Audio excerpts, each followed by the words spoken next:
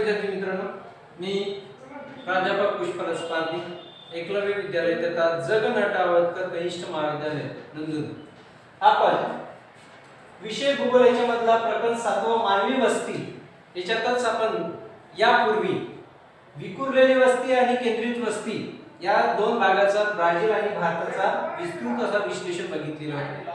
आज या ठिकाणी आपण याच प्रकरणातील भारताचे नागरीकरण आणि ब्राझीलचे नागरीकरण या संदर्भात काय तफावत आहे त्याचा विस्तृत असा विश्लेषण करू।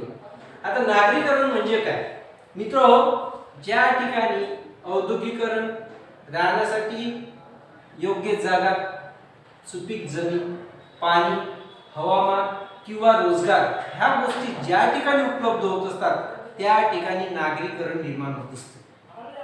आता ह्या गोष्टी कुठे साध्य होणार? ज्या ठिकाणी खनिज संपत्ती असेल, नदीचा पाणी असेल, राहण्यायोग्य जागा असेल, अशाच ठिकाणी लोकवस्ती दाट होत असते आणि त्याच्यामुळे नागरीकरण त्या ठिकाणी निर्माण होत असते। जसं नंदुरबारचा भाग बघितला, या ठिकाणी नागरीकरण भरपूर प्रमाणात झाले। याचं कारण काय? सर्व गोष्टी या ठिकाणी उपलब्ध आहेत। सातपुड्यामध्ये आहे का सपाट जमीन आहे का? नाही। वातावरण चांगलं, हवामान चांगलं, पण जमिनी योग्य म्हणजे उत्पादन घेण्यायोग्य जमीन आहे का? नाही। त्याच्यामुळे तिथे विखुरलेली वस्ती निर्माण झालेली। नागरीकरण आहे का? नाही। पण नंदुरबार मध्ये झाले। अशाच प्रकारे भारतात सुद्धा नागरीकरण झाले। परंतु भारत हा विकसनशील देश आणि विकसित देशाच्या तुलनेत भारताचा नागरीकरण खूपच कमी आहे। 2011च्या जनगणनेनुसार फक्त 31.2 इतका आहे। तर ब्राझीलचा किती आहे? 86%। ब्राझीलचा किती आहे? 86%। तर भारताचा किती आहे? 31.2।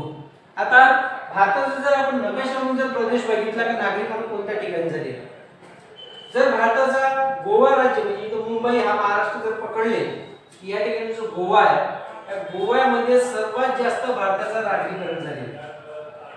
गोव्यामध्ये सर्वात जास्त भारताचा नागरीकरण झालेला आहे। याचं कारण काय? गोवा हा छोटासा राज्य आहे आणि पर्यटनाचं स्थळ असल्यामुळे त्या ठिकाणी सर्व गोष्टी उपलब्ध होत आहेत। त्याच्यामुळे लोकांनी मानवी वस्ती या ठिकाणी जास्त केली। या व्यतिरिक्त उद्योग, पर्यटन यासारख्या गोष्टी उपलब्ध होत असल्यामुळे व्यवसायाच्या दृष्टीने लोकांनी या ठिकाणी नागरीकरणाला जास्त वाव दिले।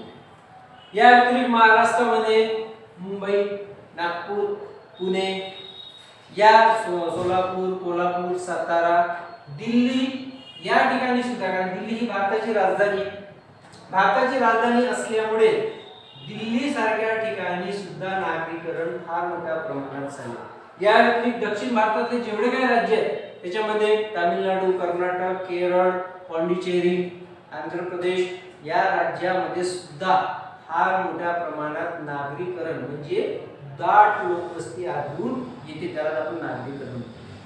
परंतु कमी नागरीकरण असलेले राज्य कोणते? जसा हा इकडे आसाम, या ठिकाणी का बरं कमी नागरीकरण आहे? कारण हा डोंगर दऱ्यांचा प्रदेश आहे। या ठिकाणी शहराची निर्मिती होऊ शकत नाही, कारण योग्य ती जमीन नाही। महत्त्वाचं म्हणजे या ठिकाणी खनिज संपत्ती असणे आवश्यक आहे। याच्यावर आधारित उद्योगाची निर्मिती होऊ शकते आणि या उद्योगाशी संबंधित मानवी वस्ती निर्माण होत असते। कारण रोजगार प्राप्त करण्याच्या उद्देशाने आपण काय करतो? आजूबाजूलाच आपली मानवी वस्ती निर्माण करतो आणि तिथूनच सर्व सोयी सुविधा म्हणजे रेल्वे असो, लाईट्स असो, शाळा असो, या सर्व सोयी सुविधा उपलब्ध होत असल्यामुळे नागरीकरण त्या ठिकाणी निर्माण होत असते। परंतु याच ठिकाणी औद्योगिकरणाला चालना न मिळाल्यामुळे नागरीकरणाचा अभाव आसाम असो, हिमाचल प्रदेश असो, कारण हा दलदलीचा प्रदेश किंवा बर्फाळ प्रदेश आहे, या ठिकाणी कारखानदारी निर्माण होऊ शकत नाही। तसेच राजस्थानच्या ठिकाणी सुद्धा नागरीकरण होऊ शकत नाही। अशा प्रकारे भारतातील या प्रदेशामध्ये नागरीकरणाचा अभाव आहे। परंतु दक्षिण भारत देशात कर्नाटक, केरळ, तामिळनाडू, आंध्र यासारख्या राज्यांमध्ये फार मोठ्या प्रमाणात नागरीकरण झालेलं आहे। भारतात सर्वात जास्त नागरीकरण कुठं? गोवा, त्याच्यानंतर भारताची राजधानी दिल्ली आणि त्याच्यानंतर महाराष्ट्र आणि दक्षिण भारताचे राज्य। आता आपण ब्राझीलच्या बाबतीत सुद्धा नागरीकरण तसंच बघूया। जसा भारतात औद्योगिकरणामुळे नागरीकरणाला चालना मिळेल, तशाच ब्राझीलमध्ये सुद्धा औद्योगिकरणामुळे नागरीकरणाला चालना मिळालेली आहे। परंतु ब्राझीलचे नागरिकीकरण हे काही महत्त्वाच्याच प्रदेशामध्ये झाले, मात्र भारताच्या तुलनेत ब्राझील जरी विकसनशील देश असला तरी ब्राझीलचे नागरीकरण जास्त झाले। मी जसं मगाशी म्हटलं तुम्हाला का साओ पावलो हा नागरीकरण झालेला महत्त्वाचा प्रदेश ब्राझील मधला। या व्यतिरिक्त जे किनारपट्टीचे प्रदेश आहेत त्याच्यात रिओ दे जेनेरियो ज्या ठिकाणी राष्ट्रकुल स्पर्धा होतात, हे रिओ दे जेनेरियो किनारपट्टीच्या ठिकाणी असल्यामुळे या ठिकाणी फार मोठ्या प्रमाणात नागरीकरण झालेलं आहे। परंतु ब्राझीलची उच्चभूमी असो, गियाना उच्चभूमी असो किंवा हा दलदलीचा प्रदेश असो, या ठिकाणी नागरीकरणाला अभाव आहे। म्हणून ब्राझील सरकारने काय केलं, पश्चिमेकडे चला, म्हणजे हा पूर्व भाग हा पश्चिम भाग, पश्चिमेकडे चला म्हणजे या ठिकाणी केंद्रित वस्ती निर्माण होणार नाही आणि पश्चिम भागात नागरीकरणाला चालना मिळेल हा दृष्टिकोन ठेवून आज ब्राझील गव्हर्नमेंटने या गोष्टीला वाव दिला। कोणता? पश्चिमेकडे चला। आज ब्राझीलचा नागरीकरण हा 86%, भारताचा किती? 31.2%, म्हणजे खूप फरक आहे। तरी पण ब्राझील हा नागरीकरणाच्या बाबतीत आज दुसऱ्या क्रमांकावर आहे।